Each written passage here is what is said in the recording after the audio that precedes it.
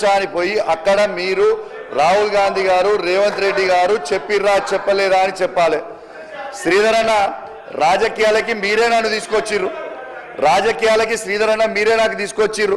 ఇలా నేను ఎమ్మెల్యే కావాలని మీరే నన్ను కోరుకున్నారు ఎన్నోసార్లు నేను కాంగ్రెస్ పార్టీలో ఉన్నప్పుడు. సరే అక్కడి నుంచి కాకపోయినా ఇలా బీఆర్ఎస్ పార్టీ నుంచి కేసీఆర్ గారి నాయకత్వంలో నేను అయినా ఇలా ఎమ్మెల్యే అయిన తర్వాత లోపల తీసుకొచ్చినాక నా గొంతు మా గురుగారే మా గొంతు నొక్కుతానంటే నేను ఏం చేయాలి అధ్యక్ష? మా గురుగారు కాబట్టి మా గురుగారు అట్లా అన్నారు అని దయచేసి శ్రీధర్ అన్న నాకు కొంచెం టైం ఇస్తారని మనస్ఫూర్తిగా కోరుకుంటా ఉన్నాను. అధ్యక్ష ఇలా దయచేసి నేను చెప్పింది ఇలా మీరు దయచేసి ప్రభుత్వం నోట్ చేసుకొని 2 లక్షల ఉద్యోగాలు ఎందుకు ఇవ్వలేదు అనేది మాత్రం ఖచ్చితంగా చెప్పాలని నేను దయచేసి విజ్ఞప్తి చేస్తా ఉన్నాను అధ్యక్ష. దీంతో పాటు ఒక్కసారి గొల్ల కురుములకి మీరు చూడాలి అధ్యక్ష. ఇలా దాదాపు 4,13,000 మందికి ఇలా మేము ఇలా 86,73,000 గొర్రెలు మేము ఇవ్వడం జరిగింది అధ్యక్ష. ఇలా దాంతో పాటు ఇలా దేశంలోనే ఇలా షీప్లో నంబర్ 1గా మనం ఉన్నాము, షీప్ ప్రొడక్షన్లో మనం నంబర్ 1గా భారతదేశంలో ఇవాళ ఉన్నామంటే అది ఖచ్చితంగా కేసీఆర్ గారు చేపట్టే అని చెప్పి సందర్భంగా తెలియజేస్తా ఉన్నాను అధ్యక్ష.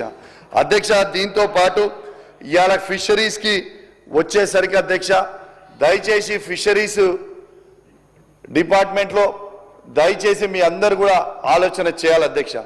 ఇలా మత్స్య కార్మికులకి ఇలా సమైక్యాంధ్రలో ఇలా చెరువులు సరిగ్గా లేకపోవడం వల్ల, చెరువుల నీళ్లు లేకపోవడం వల్ల, చేపలు ఇలా ఉండకపోవడం వల్ల, రొయ్యలు లేకపోవడం వల్ల ఇలా నిజంగా మత్స్య కార్మికులందరూ కూడా చాలా ఇబ్బంది పడ్డారు అధ్యక్ష. కానీ కేసీఆర్ గారు వచ్చిన తర్వాత మిషన్ కాకతీయ కింద పథకం తీసుకొని 26,000 చెరువులని ఈ తెలంగాణ రాష్ట్రంలో అద్భుతంగా తీర్చిదిద్ది కాళేశ్వర జలాలతోని నీళ్లు నింపి ఇలా అక్కడ దాదాపు 550 కోట్ల ఇలా చేప పిల్లల్ని అందులో వేసింది. దాంతో రొయ్య పిల్లల్ని చేపల పిల్లల్ని వేసింది. 523 కోట్ల రూపాయలు ఖర్చు పెట్టింది వాస్తవం అధ్యక్ష. దాంతో పాటు ప్రతి సంవత్సరం అధ్యక్ష ఇలా 100 కోట్ల రూపాయలు ఫిషరీస్కి బడ్జెట్లో మేము అలొకేట్ చేస్తూ ఉండేను అధ్యక్ష. కానీ పోయినసారి కానీ ఇలా కేవలం 20 కోట్ల రూపాయలు మాత్రమే ఆ చేప పిల్లల కోసము అలాట్ చేసిరు అధ్యక్ష. దయచేసి నేను రిక్వెస్ట్ చేస్తా ఉన్నా, మత్స్య కార్మికులు అందరూ కూడా వేచి చూస్తూ ఉన్నారు అధ్యక్ష. కానీ ఖచ్చితంగా వేచి చూస్తూ ఉన్నారు కాబట్టి ఖచ్చితంగా మత్స్య కార్మికుల కోసము 100 కోట్లు కాదు ఈసారి 200 కోట్ల రూపాయల బడ్జెట్ పెట్టాలని ఇలా మంత్రి గారిని నేను రిక్వెస్ట్ చేస్తా ఉన్నాను మత్స్య కార్మికుల పక్షాన అని చెప్పి సందర్భంగా తెలియజేస్తా ఉన్నాను అధ్యక్ష. ఇలా అజరుద్దీన్ గారు అక్కడ ఉన్నారంటే నాకు చాలా సంతోషం అనిపిస్తుంది అధ్యక్ష. ఎందుకంటే మా క్రికెట్ కెప్టెన్ కాబట్టి కొంచెం ప్రేమ ఉంటుంది అధ్యక్ష, నాకు అద్భుతమైన ప్రేమ ఉంటుంది. ఇలా అజరుద్దీన్ గారు ఇలా తన ఫ్లిక్ షాట్స్తోని అద్భుతంగా ఫేమస్ ఉండే. ఇలా అదేవిధంగా తన ఫ్లిక్ షాట్ కొట్టి మళ్ళా 6 కొట్టి ఇలా గౌరవ ముఖ్యమంత్రి గారు మనసు గెలిచి ఇలా సిరాజ్ గారికి, తిలక్ గారికి, ప్రజ్ఞాన్ ఓజా గారికి, త్రిషా గారికి, ధృతి గారికి ఖచ్చితంగా మీరు ఇప్పియాలని మీకు విజ్ఞప్తి చేస్తూ, మరియు ఇంకొకటి అధ్యక్ష, లాస్ట్ 1 మినిట్ క్లోజింగ్ అధ్యక్ష. ఒకటే అధ్యక్ష, ఇంకొకటి రిక్వెస్ట్ ఏంటంటే మొన్న ముఖ్యమంత్రి గారు మాట్లాడుతూ నన్ను అన్నాడు అధ్యక్ష, పక్కన కూర్చున్న వాళ్ళని నమ్మకుని కిడ్నీలు అమ్మేస్తాడని. ఇలా అజరుద్దీన్ గారి ఇంకా 1 మంతే అజరుద్దీన్ గారికి ఇలా ఉంది కాబట్టి అజరుద్దీన్ గారి కిడ్నీలు అమ్మకుండా ముఖ్యమంత్రి గారు చూసుకోవాలి. ఖచ్చితంగా తనని ఎమ్మెల్సీగా చేయాలి. నేను కిడ్నీలు అమ్ముడు కాదు, ముఖ్యమంత్రి రేవంత్ రెడ్డి గారు నేను సాయం చేస్తే నా కిడ్నీలు అమ్మే ఆయన ముఖ్యమంత్రి అయింది అక్కడ. ఇలా ఆయన ముఖ్యమంత్రి అయిన తర్వాత హరీష్ రావు గారు క్లోజ్ చేస్తారు సార్. హరీష్ రావు గారు లేదండి,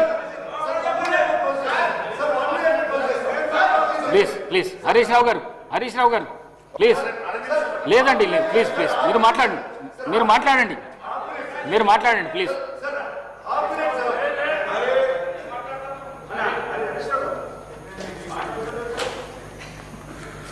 సార్ శ్రీధర్ అన్న, నీకు అంత అసహనం ఎందుకే? గౌరవ ఎల్ఏ మినిస్టర్ గారితో నా మనవి ఏంటంటే, మీకు తెలుసు సార్, మీరు ఉన్నప్పుడు రాత్రి 12 దాకా కూడా మీరు మాట్లాడితే మేము రాసుకొని 1 గంట దాకా సమాధానం ఇచ్చినాము. ఎంత ఇప్పుడు 8 అయింది కదా శ్రీధర్ అన్న, ఎందుకు అంత తొందరపడుతున్నారు? మేము మీకు కోఆపరేట్ చేస్తున్నాం కదా శ్రీధర్ భాయ్ సాబ్. దావత్ ఏమైనా ఉందా అయింది sir? Sir thank you speaker sir. నేను కూడా ఎక్కువ ఉపన్యాసం ఇవ్వను కానీ గౌరవ మంత్రివర్యుల్ని స్ట్రైట్గా కొన్ని క్లారిఫికేషన్స్ అడుగుతాను, వాళ్ళు నోట్ చేసుకొని ఆన్సర్ చేయగలిగితే I will be grateful to the ministers. First of all వచ్చి మా సోషల్ వెల్ఫేర్ మంత్రి గారు లక్ష్మణ్ ఉన్నాడా? అయితే వచ్చే వరకు వేరేది మాట్లాడతా, లచ్చన్న వచ్చినాకనే లచ్చన్నది మాట్లాడతా.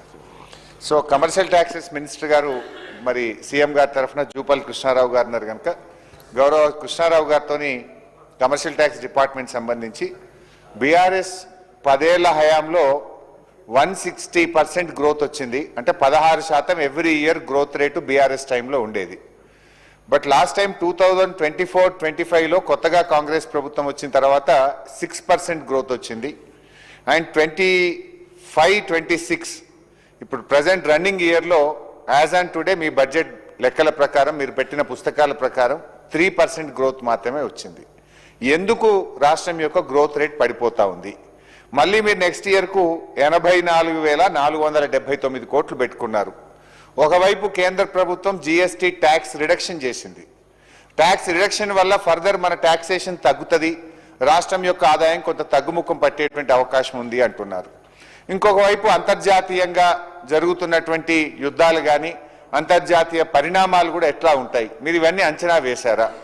మరి గత బీఆర్ఎస్ ప్రభుత్వ హయాంలో 16% గ్రోత్ రేట్ ఉంటే ఈ ప్రభుత్వం వచ్చిన తర్వాత మొదటి సంవత్సరం 6% గ్రోత్ రేటు, రెండవ సంవత్సరం 3% గ్రోత్ రేటుకు తగ్గుముఖం పట్టింది.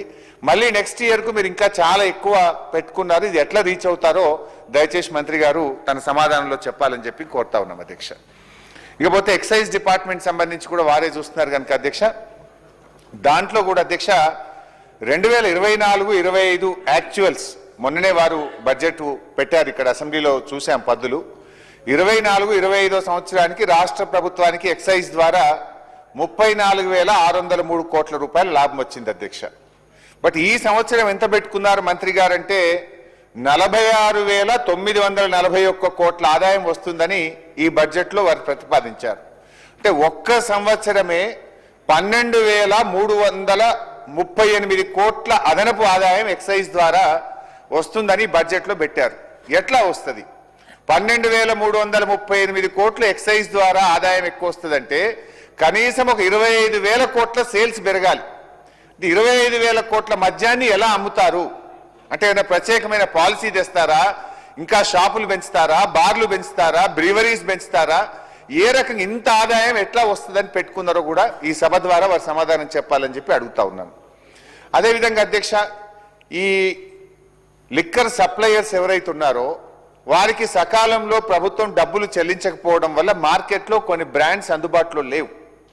గతంలో ఎప్పుడు కూడా జరగని విధంగా 6 మాసాల నుంచి 18 మాసాల వరకు లిక్కర్ సప్లయర్స్కు పేమెంట్స్ జరగకపోవడం వల్ల మార్కెట్లో బ్రీజర్స్ కానీ కింగ్ ఫిషర్ కానీ ఇంకా కొన్ని బ్రాండ్స్ అందుబాటులో లేవు, షాపుల్లో దొరకడం లేదు అనేటువంటి విషయం మా దృష్టికి వచ్చింది. ఇది నిజమా? ఎన్ని డ్యూస్ పెండింగ్ ఉన్నాయి? ఎన్ని రోజుల నుంచి